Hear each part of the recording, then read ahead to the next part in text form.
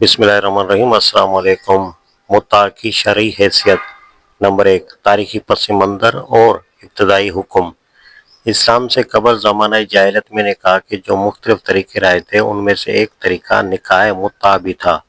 یعنی یہ کہ کسی عورت کو کچھ معاوضہ دے کر ایک خاص مدت کے لیے اسے نکاح کر لیا جائے۔ نبی صلی اللہ علیہ وسلم کا قاعدہ یہ تھا کہ جب تک اللہ تعالیٰ کی طرف سے آپ صلی اللہ علیہ وسلم کو کسی چیز کی نہیں کا حکم نہ مل جاتا تھا، آپ پہلے کے رائج شدہ طریقوں کو منسوخ نہ فرماتے تھے، بلکہ یا تو ان کے رواج پر سکوت فرماتے یا بوقت ضرورت ان کی اجازت بھی دے دیتے۔ چنانچہ یہی صورت متع کے بارے میں بھی پیش آئی۔ ابتدا میں آپ صلی اللہ علیہ وسلم نے اس کے رواج پر سکوت فرمایا، اور بعد میں کسی جنگ یا سفر کے موقع پر اگر لوگوں نے اپنی شہوانی ضرورت کی شدت ظاہر کی تو آپ صلی اللہ علیہ وسلم نے اس کی اجازت بھی دے دی، کیونکہ حکم نہیں اس وقت تک نہ آیا تھا۔ پھر جب حکم نہیں آ گیا تو آپ صلی اللہ علیہ وسلم نے اس کی قطعی ممانعت فرما دی، لیکن یہ حکم تمام لوگوں تک نہ پہنچ سکا، اور اس کے بعد بھی کچھ لوگ ناواقفیت کی بنا پر متع کرتے رہے۔ آخرکار حضرت عمر رضی اللہ عنہ نے اپنے دور میں اس حکم کی عام اشاعت کی اور پوری قوت کے ساتھ اس رواج کو بند کیا۔ نمبر 2، سلف صالحین کا موقف اور حالت اضطرار کی حقیقت۔ یہ امر ملحوظ خاطر رہے کہ دوسری صدی ہجرت کے آغاز تک متع کا مسئلہ مختلف ہی تھا، اور اختلاف صرف اس امر میں تھا کہ آیا یہ قطعی حرام ہے یا اس کی حرمت مردار اور خنزیر کی سی ہے، جو اضطرار مجبوری کی حالت میں جواز سے بدل سکتی ہو۔ اکثریت پہلی بات کی قائل تھی اور ایک چھوٹی سی اقلیت دوسری بات کی۔ بعد میں اہل سنت کے تمام اہل علم اس پر متفق ہو گئے کہ یہ قطعی حرام ہے، اور جواز بحالت اضطرار کا مطلق رد کر دیا گیا۔ اس کے برعکس شیعہ حضرات نے اس کے متعلق حلال ہونے کا عقیدہ اختیار کیا اور اضطرار کیا معنی ضرورت تک کی شرط باقی نہ رہنے دی۔ اس مسئلے میں صحابہ، تابعین اور فقہاء میں سے چند بزرگ جو جواز متع کے قائل ہوئے ہیں، ان کا مدعا دراصل یہ بتانا ہے کہ ان کا منشا اس فعل کا مطلق جواز نہ تھا، بلکہ وہ اسے حرام سمجھتے ہوئے بحالت اضطرار جائز رکھتے تھے،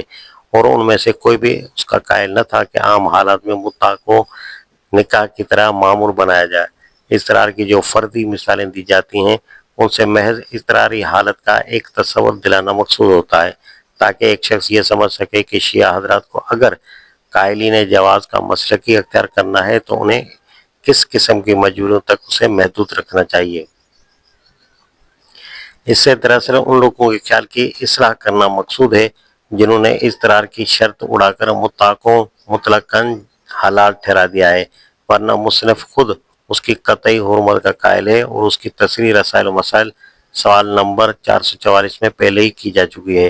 اس بحث میں بنیادی بات یہ ہے کہ متع کی حرمت تو بہرحال ثابت ہے، اور مطلق حلت کا خیال کسی طرح قابل قبول نہیں ہے۔ البتہ سلف کے ایک گروہ کی رائے میں اس کے جواز کی گنجائش اضطرار کی حالت کے لیے تھی، لہذا متع کے قائلین اگر انہی کی رائے کی پیروی کرنا چاہتے ہیں تو انہیں کم از کم اس حد تک تو تجاوز نہ کرنا چاہیے۔ نمبر 3، حضرت عبداللہ بن عباس رضی اللہ عنہ کے موقف کی علمی تحقیق۔ جہاں تک متع کے بارے میں حضرت عبداللہ بن عباس رضی اللہ عنہ کے رجوع کا ذکر ہے تو اہل علم کے وہ اقوال موجود ہیں جن میں ان کے رجوع کا دعویٰ کیا گیا ہے، لیکن واقعہ یہ ہے کہ یہ دعویٰ مختلف ہی ہے۔ اس باب میں جو روایات نقل کی گئی ہیں ان سے یہ ثابت نہیں ہوتا کہ ابن عباس رضی اللہ عنہ اپنی رائے کی غلطی مان لی تھی، بلکہ ایسا محسوس ہوتا ہے کہ وہ صرف مصلحتاً اس کے حق میں فتویٰ دینے سے پرہیز کرنے لگے تھے۔ چنانچہ فتح الباری میں حافظ ابن حجر ابن بطال کا یہ قول نقل کرتے ہیں، اہل مکہ و یمن نے ابن عباس رضی اللہ عنہ سے متع کی اباحت نقل کی ہے، اگرچہ اس قول سے ان کے رجوع کی روایات بھی آئی ہیں، مگر ان کی سندیں ضعیف ہیں، اور زیادہ صحیح روایات یہ ہیں کہ وہ اس کو جائز رکھتے تھے۔ فتح الباری۔ اسی طرح علامہ ابن قیم اس معاملے میں اپنی تحقیق جس طرح بیان کرتے ہیں اسے صاف معلوم ہوتا ہے کہ مصلحتاً فتویٰ دینے سے ان کے اجتناب ہی کو ان کا رجوع سمجھا گیا ہے۔ وہ کہتے ہیں، جب لوگ اس معاملے میں توسیع برتنے لگے اور ضرورت تک انہوں نے اسے محدود نہ رکھا تو ابن عباس رضی اللہ عنہ اس کے حلت کا فتویٰ دینے سے رک گئے اور اس سے رجوع کر لیا۔ ترجمہ القرآن نومبر 1955۔ نمبر 4، تدوین قانون اور احادیث مسلم کی ضرورت۔